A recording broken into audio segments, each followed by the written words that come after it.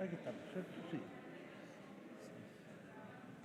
Y después está el Haroldo. Uno acerca esto. Y claro, me quedo.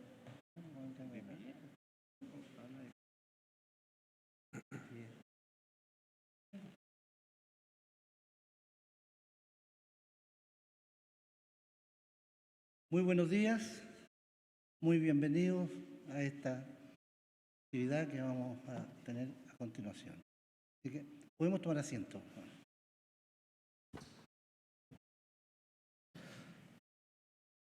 Señor Presidente de la Corte Suprema de Justicia, Juan Eduardo Fuentes Belmar.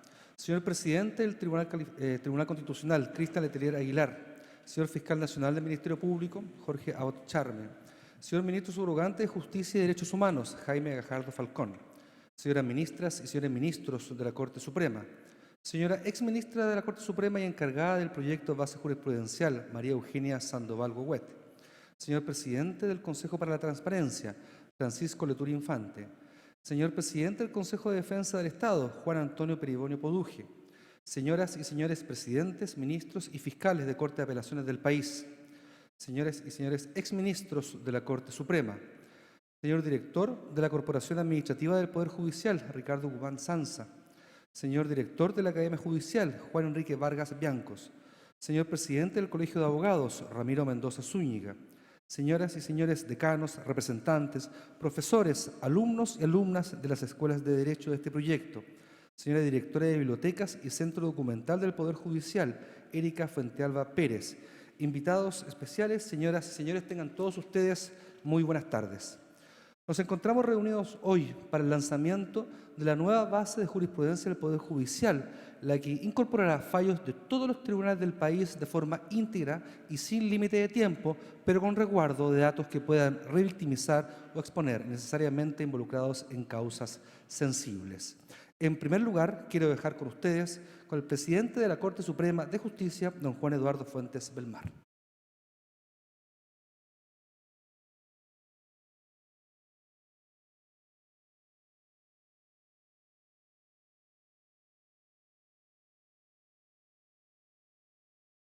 Me adhiero a los vocativos anteriormente enunciados.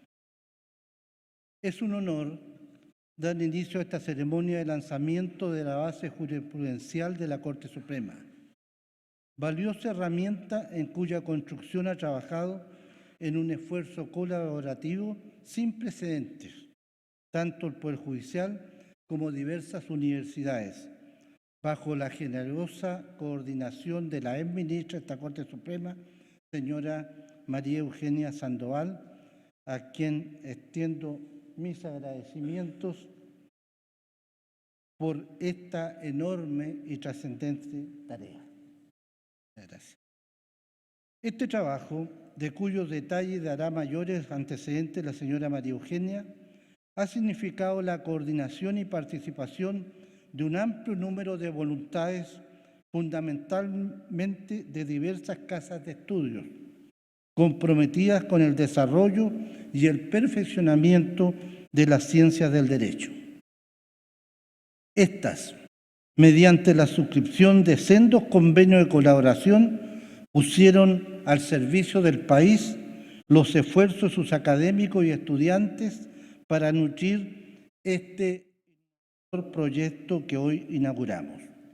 Un buscador jurisprudencial moderno que, premunido de inteligencia artificial de última generación, coadyuvará a la labor jurisdiccional, a la de los operadores jurídicos, al rol de la academia y en general a la sociedad toda, mediante la reducción de los tiempos de búsqueda de decisiones jurisdiccionales y el despliegue de esta información de una forma novedosa, con énfasis y perspectiva que hasta ahora no había sido posible materializar.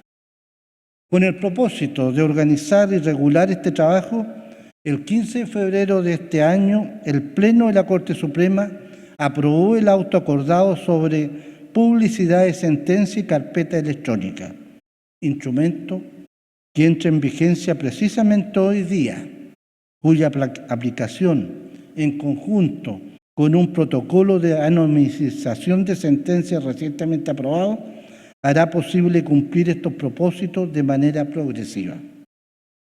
Corresponde destacar la importancia del cambio que hoy inauguramos y el camino al que nos conduce. El acervo de decisiones judiciales constituye una luz que es capaz de guiar las conductas de la comunidad toda, que ve en esas decisiones un mensaje estabilizador que brinda certeza. En base a esas decisiones, los miembros de la comunidad ajustan sus conductas, sus expectativas, sus negocios, en fin, sus vidas. A ello me refiero cuando hablo de la jurisprudencia como bien público, y es que ésta tiene el potencial de entregarnos algo largamente anhelado por el derecho: certeza y seguridad jurídica. Pues bien, con estas consideraciones, fácil es notar la trascendencia del paso que hoy estamos dando. Toda herramienta que nos ayude a hacer acopio de los criterios jurisprudenciales, trabajar esa información y desplegarla de manera ordenada, clara, accesible y amigable, es más que bienvenida. Y ello adquiere aún más valor cuando ese fomento de la disponibilidad de las decisiones judiciales se hace con el cuidado pertinente para asegurar el cumplimiento de los deberes constitucionales y legales de resguardo de información sensible. Por eso, quisiera felicitar la capacidad para aunar las voluntades que concurrieron a esta noble tarea y a conducir los esfuerzos hacia el resultado que hoy cristaliza. Ahora, a todas y todos quienes han participado del proyecto, dirijo los más sinceros agradecimientos a nombre de la Corte Suprema y del Poder Judicial en su conjunto. Muchas gracias por su atención.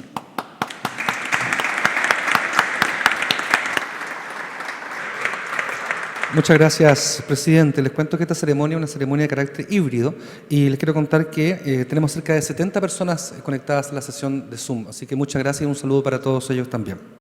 Corresponde el turno de dirigirse a la audiencia a la exministra de la Corte Suprema y, como lo ha dicho el presidente, coordinadora de este proyecto, María Eugenia Sandoval.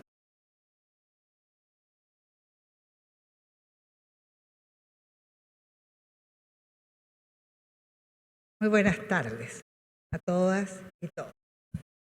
Muchas gracias, presidente, por sus palabras. Me siento muy honrada por la confianza que la Corte depositó en mí. Y le agradezco tremendamente lo que me ha hecho. Hace ya casi 2 años que el ministro Guillermo Silva, en ese entonces presidente de la Corte Suprema, presidió la ceremonia en que las primeras 10 universidades que participaron en él firmaron los respectivos convenios de colaboración. Transcurrido el tiempo, se unieron al proyecto 9 universidades más y que asumieron la responsabilidad de participar en esta iniciativa que persigue, como dijo el presidente, una finalidad pública, cuál es entregar a la sociedad información sobre las decisiones jurisdiccionales.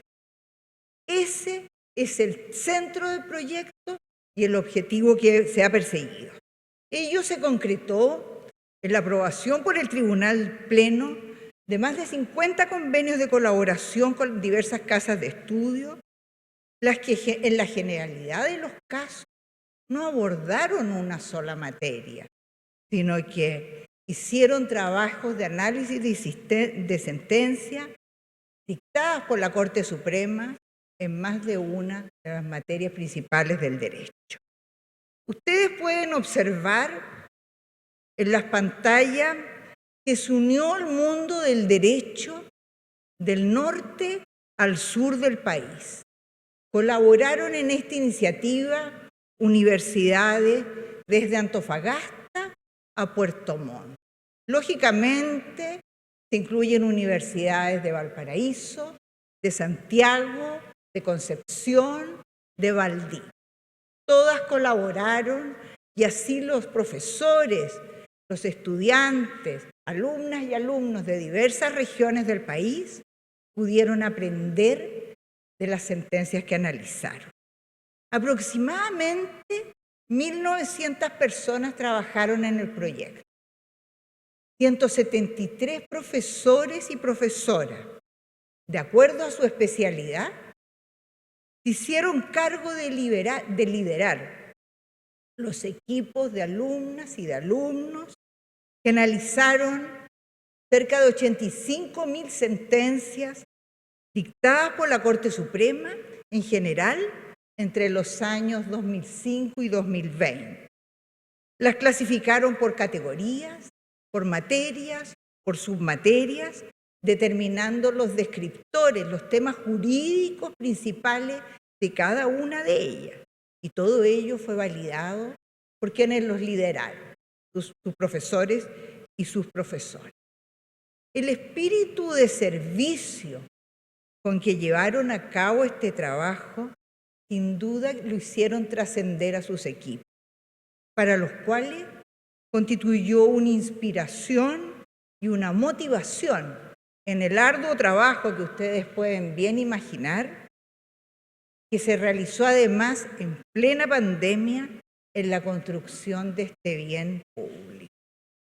Alumnas y alumnos con indisimulado orgullo en las ceremonias de entregas de diplomas de reconocimiento que se han efectuado a 65 equipos que se realizaron también en distintas ciudades. En los discursos que dieron en estas ceremonias, concordaron ellos en lo valioso del aprendizaje que habían obtenido del estudio de las sentencias de la Corte Suprema, que les permitió conocer la fundamentación de sus decisiones, la aplicación del derecho a casos concretos y lo relevante de ello en su formación profesional.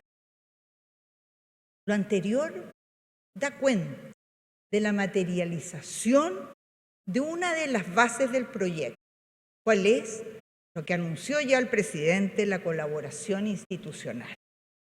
A la Corte no le cupo duda que la experiencia obtenida de la virtuosa alianza entre la academia, en este caso representada por la Facultad de Derecho de la Universidad de Concepción y el Poder Judicial para llevar adelante el baremo jurisprudencial de daño moral, en iniciativas como esta, como este proyecto, con un fin público, era replicado. Y así se hizo en la especie. Ambas iniciativas han evidenciado la trascendencia de esta colaboración y el enorme interés de las universidades de contar con una oportunidad de desarrollar investigación jurídica. La otra base del proyecto es la informática, la tecnología, cómo no en estos tiempos, constituida principalmente por la inteligencia artificial y por aplicaciones informáticas que, unidas a ella, se utilizan en la base de las sentencias de la Corte Suprema, que cuentan con las clasificaciones que ya he mencionado, categorías, materias, submaterias y descriptores. Por otra parte, el buscador dispone de modernas herramientas informáticas que permiten las búsquedas con alto nivel de precisión. En esta base, además, los usuarios pueden acceder a otras funcionalidades, como por ejemplo la georreferenciación, en que en materias tales como medio ambiente, derecho de aguas, construcción y finalmente expropiaciones, pueden ubicarse las comunas del país donde han desarrollado litigios en esta materia para poder examinar esas decisiones jurisdiccionales.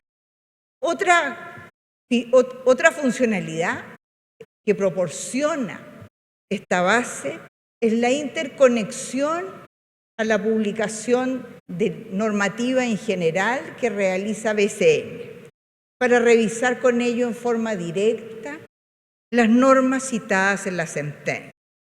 Tiene también una trazabilidad en el sentido que permite conocer la sentencia dictada por la Corte de Apelaciones en la actualidad, relacionada con el recurso que se está resolviendo por la Corte Suprema. Y una última cuestión es que tiene un sistema especial de alertas en que permite que las búsquedas efectuadas queden grabadas en términos tales que cuando se publiquen sentencias nuevas de la Corte sobre esa materia así guardada, se informe a la persona que ha efectuado la búsqueda para mantenerla actualizada sobre la jurisprudencia en lo que a ella interesa. Todo ello sin perjuicio de la utilización de diversos filtros, como fechas, salas, tipos de recursos, resultados de ellos y otros más. La búsqueda de otras sentencias dictadas por la Corte que no están alojadas o no se encuentran incorporadas a este sistema especial de la inteligencia artificial, así como las contenidas en el denominado compendio de salud, se realiza por texto libre, en que también hay disponibles distintos filtros. En total, al día de hoy, en la base jurisprudencial de la Corte Suprema hay 141.000 sentencias. 84.000 de ellas fueron trabajadas en la forma ya referida por las universidades. 35.000 por el centro documental, comprendida en ellas las sentencias dictadas por la Corte desde el 1 de julio pasado de 2021 hasta esta fecha en una actualización diaria, y otras adicionales que en su entonces no se distribuyeron a las universidades. De estas sentencias hay 22.000 que a la fecha no tienen descriptores ni son categorizadas, pero se encuentran con las búsquedas con estos modernos buscadores. En el contexto de este proyecto, como bien dijo el presidente, la Corte constató la necesidad de armonizar el Acta 72 de 2009 sobre publicidad de sentencias con los requerimientos actuales del principio de publicidad, la normativa sobre transparencia y la protección de datos personales. Ello con miras a propender de un adecuado acceso a la justicia que establece como regla general este auto acordado contenido en el Acta 44 del año. La publicación, como ya se ha dicho, de todas las sentencias dictadas por los tribunales de justicia de primera instancia, Cortes de Apelaciones y Corte Suprema, se efectúa ahora a contar de esta fecha sin límite de tiempo. Se incorporan a la base y ya no se invisibilizan más.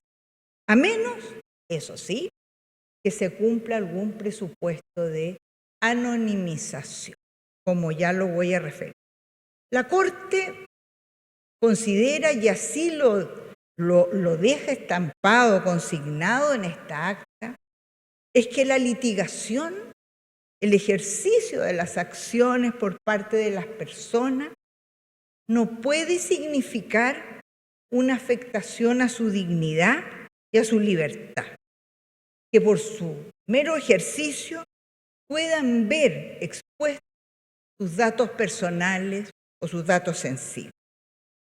Si esta sentencia que dictan los tribunales contiene datos protegidos por las normas vigentes, tratados internacionales, leyes, la sentencia se publica igual, sin límite de tiempo. Pero hay un resguardo de la identidad de las personas. ¿Cómo se realiza? A través de la anonimización, limitando la exposición de ciertos datos contenidos en el texto, mediante la utilización de diversas herramientas. En la normativa aprobada por la Corte y que se contienen en esta acta del auto acordado, se contempla que la anonimización puede ser total o parcial, pero cualquiera sea su modalidad, nunca se van a anonimizar y quedarán escritos en las sentencias los nombres y o los apellidos de los ministros, de las ministras, de los jueces, de las juezas, de las autoridades, de los funcionarios y de las funcionarias públicas, de los abogados, de las abogadas, que comparezcan en calidad de su cargo o desempeño de su función. Tampoco se anonimizan los nombres de las autoras o los autores referidos en el contexto de la doctrina citada en un fallo. A título ejemplificativo, y voy a dar solo un ejemplo de anonimización total y otro de parcial, para no extender innecesariamente estas palabras, se anonimizan en forma total las sentencias dictadas en materia de familia. De aquí en adelante se conocerán por la sociedad las decisiones de estos tribunales y de las respectivas decisiones naturalmente de las Cortes de Apelaciones y de la Corte Suprema que recaigan en estas materias. De modo que la sociedad va a conocer la decisión de los tribunales, pero se va a resguardar la identidad de niñas, niños y adolescentes. Un ejemplo de anonimización parcial se encuentra en relación con las víctimas, no con los victimarios, sino solo con las víctimas en las causas penales de violencia intrafamiliar. Para que quien ha sufrido esa violencia no vea expuesto su nombre ante toda la sociedad por la sola circunstancia de haber enfrentado una. Entonces, repito la idea central, que de aquí en adelante, desde hoy, se van a publicar todas las sentencias cuando ellas cumplan un presupuesto de anonimización detalladamente mencionados en el auto acordado. Se publican todas, pero estas anonimizan. Las sentencias dictadas por la Corte Suprema, que fue lo inspirador de este proyecto, modernizar su base de datos, que comprende esta base jurisprudencial, sentencias dictadas por este tribunal desde el año 2005 en adelante, ya están subidas a la base, desde 2005 hasta la fecha, y debidamente anonimizadas todas aquellas que cumplan estos presupuestos. Como por ejemplo, se encuentran publicadas en la base de la Corte Suprema hoy las sentencias recaídas, dictadas por la Corte, recaídas en causas de familia. Haciendo una excepción respecto de la vigencia de estas sentencias incorporadas, pues ellas por regla general, familia en Corte Suprema, se incorpora solo desde el año 2015 en adelante.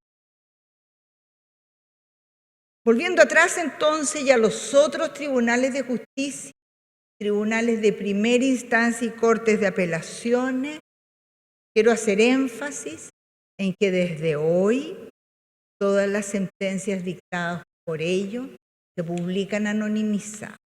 Las sentencias dictadas por estos tribunales desde el 2005 en adelante que cumplan algún presupuesto de anonimización, si no están debidamente anonimizadas, se van a invisibilizar en la base, pero todas las demás se van a publicar. O sea, la base hoy va a estar poblada por sentencias dictadas por la Suprema desde el 2005 en adelante, por sentencias dictadas por las Cortes de Apelaciones también de esos años en adelante, y lo mismo por los tribunales de primera instancia.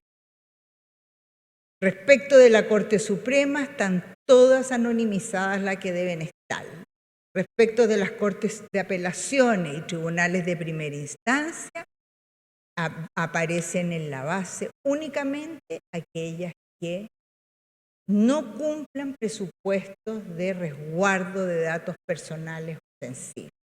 Esas no se van a publicar hasta que se anonimicen. Esto es una innovación muy importante que ha realizado la Corte. Y además de ser una innovación, como también lo refirió el presidente, constituye un aporte trascendente al desarrollo del derecho. Hace posible que la judicatura, la academia, los litigantes, los estudiantes y la sociedad en general tengan acceso a las sentencias dictadas por los tribunales de justicia del país con ya este referido resguardo. Va a posibilitar además que los estudiosos del derecho realicen trabajos de investigación para sistematizar este conocimiento inmenso y valioso que se encuentra en estas bases jurisprudenciales, lo que sin duda va a constituir además una contribución adicional a este mentado desarrollo del derecho. La estructuración de esta base jurisprudencial no soluciona la falta de uniformidad de la jurisprudencia, pero sin duda que, como vamos a señalar, contribuye en una forma muy eficaz. El profesor Michel Tarufo, recientemente fallecido, ha calificado como un objeto de deseo prácticamente en todos los ordenamientos jurídicos que intentan obtener esta uniformidad de la jurisprudencia. Señala como justificaciones, entre otras, las que dicen relación con la certeza del derecho, puesto, dice él, que la uniformidad evita la incertidumbre y la disparidad de las decisiones, con la garantía de la igualdad de los ciudadanos, de las ciudadanas, frente a la aplicación de la ley. Y la circunstancia que una jurisprudencia uniforme se puede conocer más fácilmente orientando de una manera más eficaz los comportamientos de la ciudadanía.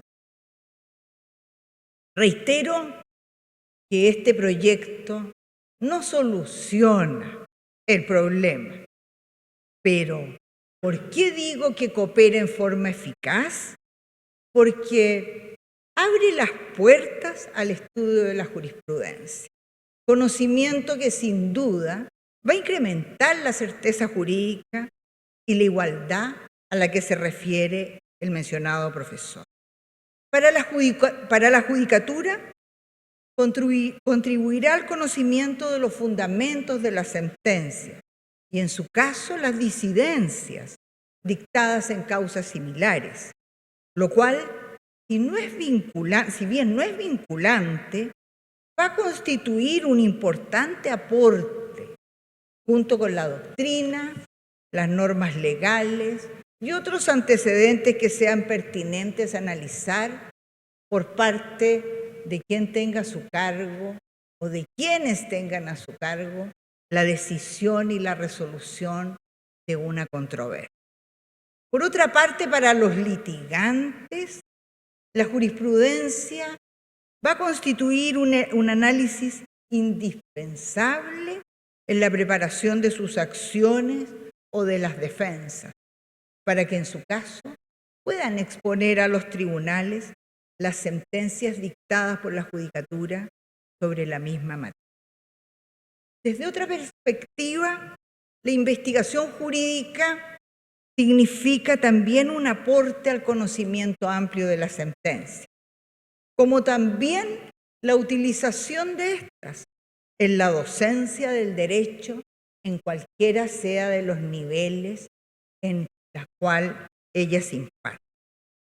Una última consideración en relación con el conocimiento de la base jurisprudencial. Ello parte de la base que para poder buscar y encontrar sin dificultad la sentencia, para que cualquier persona que desee conocer los criterios de los tribunales sobre una determinada materia pueda hacerlo sin obstáculos. Con motivo de la marcha blanca interna que se hizo de alguna de las sentencias dictadas por alguna de las salas de la Corte Suprema, se han capacitado más de 1.000 personas que forman parte del Poder Judicial. Por supuesto que hay que profundizar en ello, para hacerlas accesibles no solo al Poder Judicial, sino que también a las universidades, a los servicios públicos, a los litigantes, a los colegios profesionales y a las personas en general, con el objeto que se familiaricen con las búsquedas y puedan además usar cuanto antes las funcionalidades que tiene la base. Adicionalmente, se ha implementado una mesa de ayuda para dar asistencia a las personas que consulten la base mediante un correo electrónico donde puedan exponer las dificultades o las normas o la forma de buscar en una manera más eficiente las sentencias en ella. Mis agradecimientos se los reitero, presidente, por las palabras y por la confianza. Quiero agradecer al ministro Sergio Muñoz, quien en el desarrollo de una base de jurisprudencia para la tercera sala me motivó para llevar adelante este proyecto. A los y las decanos y decanas por el apoyo brindado a sus profesores y profesoras, a los alumnos y a las alumnas por el trabajo inmenso que realizaron,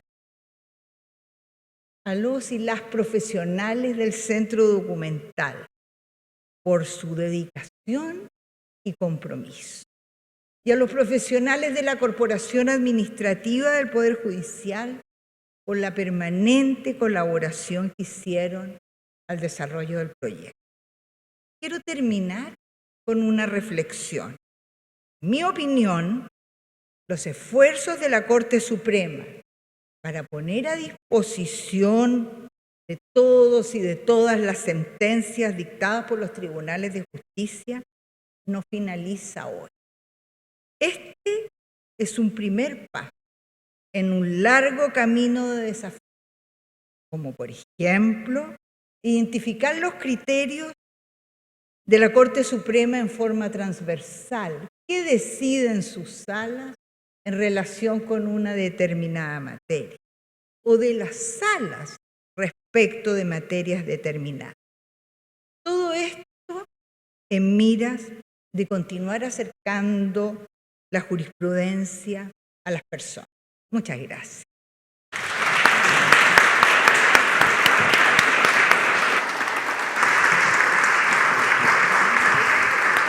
Muchas gracias, señora exministra.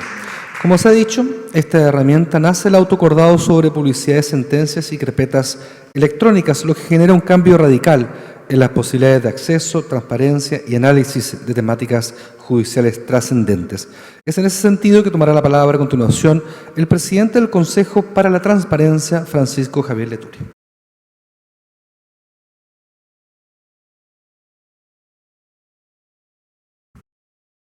Muy buenas tardes.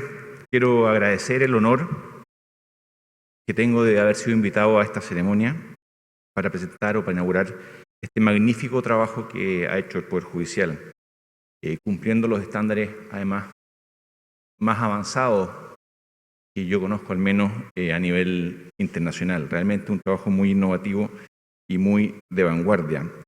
Estoy especialmente contento, y lo que digo lo digo con bastante propiedad, porque yo dediqué muchos años de mi vida a investigar sobre este tema. Yo hice mi tesis doctoral sobre el derecho a la información y libertad de expresión y las relaciones con la administración de justicia. Y que realmente podría hablar muchísimas horas de esto, no, prometo no dar la lata, pero cuando uno ve trabajos como este, se siente súper importante. Lo digo también porque yo soy de esa generación que comenzaba trabajando sentencias, llevando un cuaderno universitario a la hemeroteca y transcribiendo. Después me sentí muy contento cuando uno podía viajar a otros países y traerse una maleta llena de fotocopias. Un tiempo después ya era el avance que uno ni siquiera se podía imaginar, es cuando uno podía traer en un PDF la sentencia. Realmente, si uno hubiese tenido los recursos que ahora se están ofreciendo, y me alegra mucho por las generaciones que vienen, los trabajos y la conciencia y el desarrollo jurídico va a ser mucho mayor. Y lo digo también muy especialmente porque yo, habiendo sido un buen alumno de Derecho, creo que aprendí de verdad Derecho cuando estudié jurisprudencia, cuando estudié casos.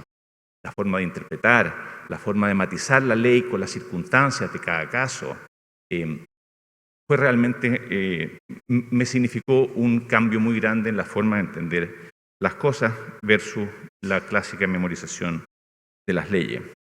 Como presidente del Consejo para la Transparencia también es una gran alegría porque esta es una obra máxima de transparencia y publicidad. Muchas veces, cuando se pregunta sobre las normas de publicidad o en general el Poder Judicial, yo digo, la transparencia, que en realidad es un instrumento para el derecho a la información y para el escrutinio público, nace del Poder Judicial o nace como una garantía procesal, nace de la publicidad procesal. La publicidad, voy a sacar esto, creo, la publicidad en materia procesal es tan antigua como la Inquisición, o desde ahí empieza a desarrollarse, y es mucho más profunda y mucho más antigua que la que en general existe. O sea, temas de falta de publicidad existieron mucho más en la administración del Estado que en el Poder Judicial, donde siempre ha llevado la delantera, y el Poder Judicial en Chile, además, históricamente se ha sacado bastante buena nota, no solamente en la parte jurisdiccional, sino que en la parte administrativa. También creo que este es un momento especial por los cambios en los que estamos trabajando en Chile. Todo el proceso que no partió ahora y que no es solo de nuestro país, que tiene que ver con la constitucionalización del derecho, creo que es muy importante y tiene que ver con esto. Quizás es un cambio que ha sido bastante silencioso y que mucha gente no se ha enterado o no se entera realmente. ¿Qué significó o qué ha significado incorporar a las constituciones catálogos de derechos fundamentales con fuerza operativa, con fuerza vinculante que limita al Congreso y que pueden ser además invocados directamente por las personas? La sacralidad de la ley, la sacralidad ideológica de la ley que viene desde la Revolución Francesa, por poner una fecha, y creo además que también fue un gran progreso en su momento, es increíble cómo uno la puede ver en tantas partes. Primero, si en el modelo clásico democrático el soberano es el pueblo, y el pueblo se expresa por mayoría, y la mayoría significa la ley, y la ley es infalible, tenemos ya todo un sistema montado en base a la ley, y eso aquí se aplica muy fuertemente. El juez es boca de la ley, los precedentes no constituyen nada, cada caso es la ley la que manda, la costumbre no constituye derecho, salvo que la ley remita a ella, hasta los contratos. Los contratos son leyes para las partes. O sea, las facultades, siempre, algunos decían son facultades de leyes, no de derecho. Las leyes más importantes se codificaban y eso daba lugar a los ramos o asignaturas más importantes. Desde que, en la medida que crecientemente se van constitucionalizando los sistemas jurídicos, y hay en Chile situaciones como el recurso de protección o un montón de cosas más, se empiezan a plantear problemas entre categorías de derechos fundamentales. Y por un lado, efectivamente, tenemos el debido proceso, que incluye la publicidad procesal, la libertad de expresión, el derecho a opinar, el derecho a estar informado, y un montón de otras situaciones que pueden ser infinitas y que empiezan a entrar en conflicto y que alguien tiene que resolver.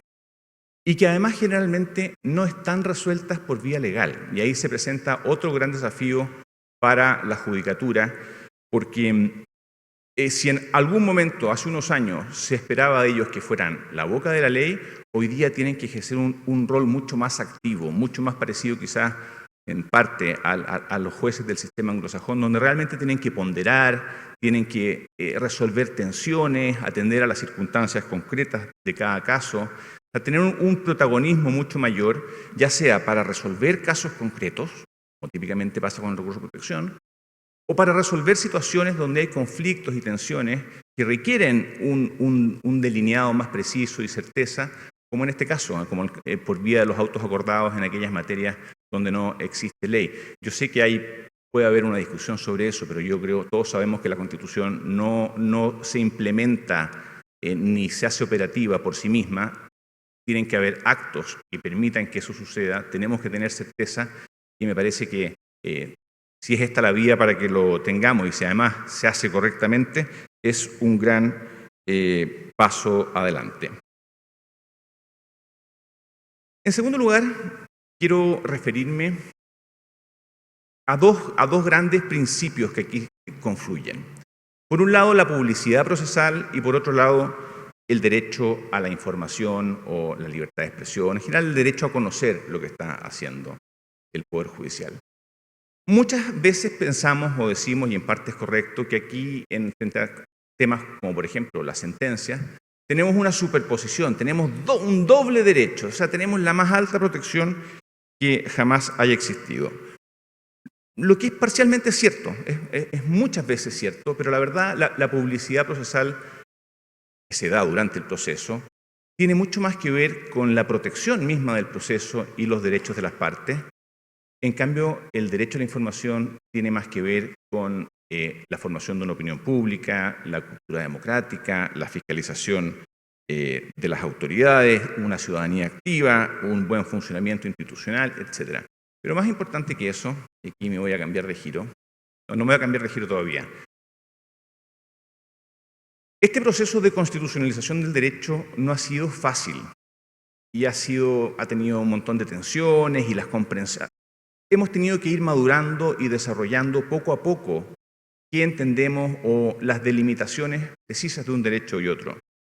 ¿Para qué mencionar algunas situaciones problemáticas que tuvo Chile en estas materias ante la Corte Interamericana o distintas situaciones que con el tiempo fueron cambiando, solo además por vía jurisprudencial, sin necesidad de tocar ni una sílaba del texto constitucional y que nos permiten llegar ahora a una claridad conceptual como la que se muestra en el trabajo que hoy día estamos presentando? Yo creo que esto es un momento súper importante precisamente por eso. Porque nadie puede hoy día, esta es como la titulación, el punto más alto que puede llegar un tribunal respecto a su compromiso democrático, su apertura, la publicidad, el derecho a la información, de facilitar el derecho a la información que tiene a las partes. Y una vez que ya tenemos claro que la publicidad existe, que es muy importante, que la gente tiene derecho a saber, que la gente, una vez que sepa, va a criticar, va a proponer reformas, va a exigir que se respeten sus garantías y un montón de cosas más, desde el momento en que el tribunal hace un trabajo tan grande, tan decidido en esta materia, podemos pasar a una segunda etapa. Y es recién, creo, ahora que podemos pasar a esa segunda etapa, donde con nuevos desafíos, nuevas problemáticas derivadas del desarrollo de Internet, de la computación, etcétera, podemos empezar a hablar, pero quiero insistir en esto. Una vez teniendo súper claro que la publicidad y el derecho a la información y la libertad de opinión sobre el ámbito judicial es la regla general, como muy bien lo dice además el autoacordado, podemos empezar a preguntarnos por otros desafíos también, como lo mencionaba la ministra Sandoval, las nuevas problemáticas de las cuales el tema de la protección de datos personales es solamente uno. Voy a mencionar algunos temas, solo mencionarlo. ¿Qué tanto puede afectar la publicidad a la presunción de inocencia? ¿Qué tanto puede afectar a la resocialización de las personas que han delinquido? Si su sentencia está ahí y la pueden volver a poner en informe especial, etcétera. ¿Cómo podemos proteger la imparcialidad y la autoridad del Poder Judicial?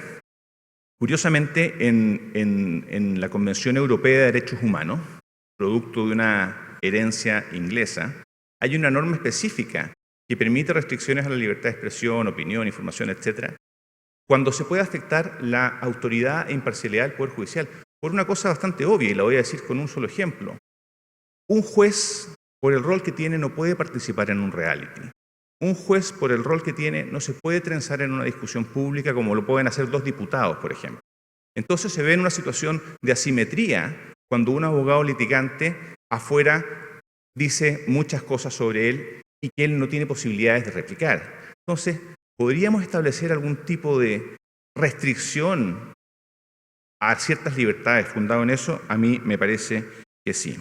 Otro tema súper crítico es la famosa justicia mediática o la justicia paralela, donde la gente busca en paralelo, junto con la estrategia judicial, una estrategia paralela que funciona además con lógicas completamente distintas, sin garantía, con otros tiempos, con otros objetivos, que muchas veces significa presiones. La utilización de la opinión pública para presionar a testigos, a peritos o incluso muchas veces, especialmente se da en los países que tienen jurado, o qué tanto vamos a darle el mismo estatuto de publicidad y libertades que le damos en general cuando queremos informar a alguien que realmente utiliza esto para la industria del entretenimiento o algo así. Hay muchos temas en los que se pueden hacer matices. No todo el mundo va a requerir, y estoy hablando nuevamente de los nuevos desafíos vinculados a la publicidad y a la apertura del Poder Judicial, pero pensando más en la excepción. No es lo mismo lo que se va a poder decir de una persona que trabaja en la administración o que tiene un cargo administrativo dentro de las funciones jurisdiccionales versus un alto cargo o un cargo que ha sido elegido con alguna incidencia política. No se puede tratar igual o con la misma capacidad de crítica a las mismas personas. Los momentos procesales también son muy distintos. Evidentemente, sobre todo en materia penal, la etapa investigativa puede tener ciertas restricciones que no las vamos a dar luego en la etapa del juicio oral, y luego en la etapa posterior, o sea, antes, durante y después. La etapa posterior, en estricto rigor, no hay, ya terminó el juicio, pero ¿qué tratamiento le vamos a dar a las sentencias, como aquí se ha dicho, distinguiendo por materias de penales, familia, de menores, etcétera? Lo mismo situaciones o un montón de materias que tienen una justificada reserva. ¿Qué vamos a hacer con la transparencia algorítmica? Cuando tenemos un sistema de distribución de causas por tribunales, ¿cuáles son las medidas de ciberseguridad que estamos tomando que impidan que un hacker no se meta y eche abajo el sistema o intente manipularlo en su favor? Por otro lado, situaciones particulares, y también celebro mucho que el autoacordado haya incorporado un capitulito o una herramienta de establecer excepciones a solicitud de parte. Recuerdo un caso que siempre me tocaba enseñarlo, o lo enseñaba porque me parecía muy interesante, de una persona que había participado en el caso Spinac y que había sido condenado, que había cumplido su pena y que había salido en libertad, que tenía un apellido muy inusual, que no lo voy a mencionar, por derecho lo olvido, pero un apellido muy inusual de origen italiano.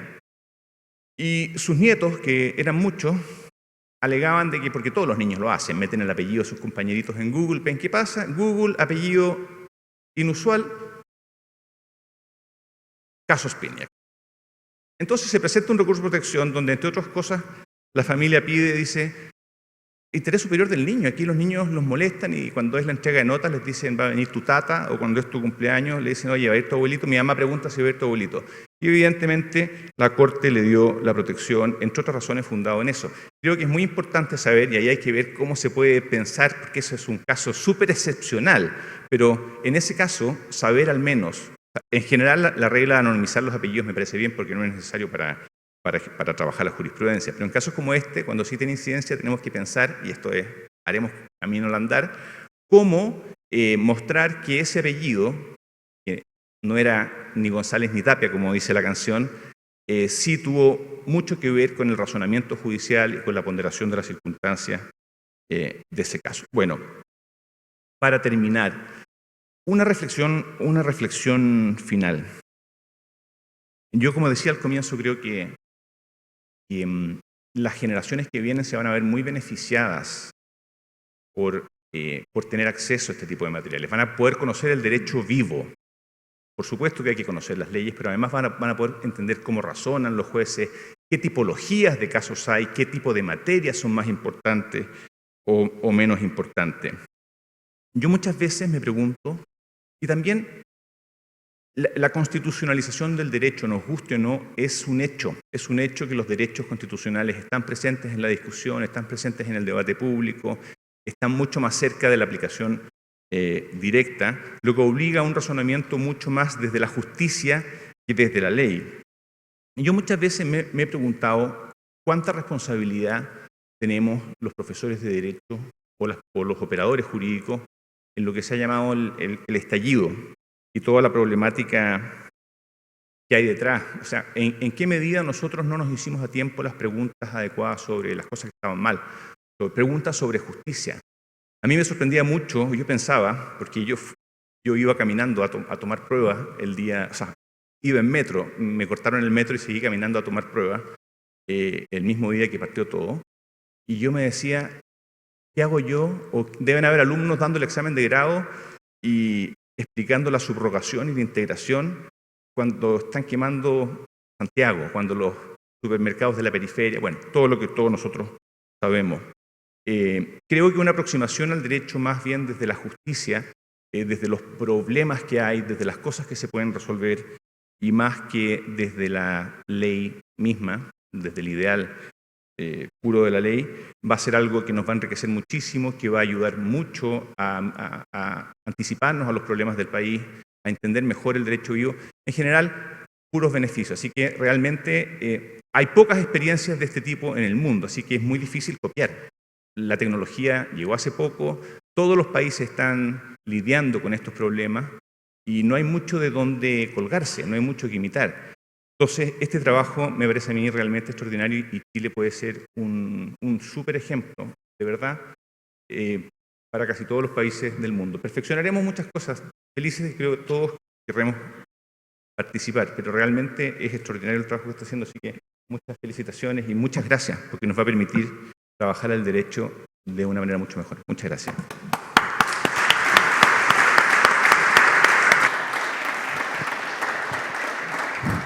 A continuación, como una forma de agradecimiento por su encomiable labor en este proyecto, pero principalmente como un gesto de cariño, el presidente de la Corte Suprema entregará un ramo de flores a la exministra María Eugenia Sandoval.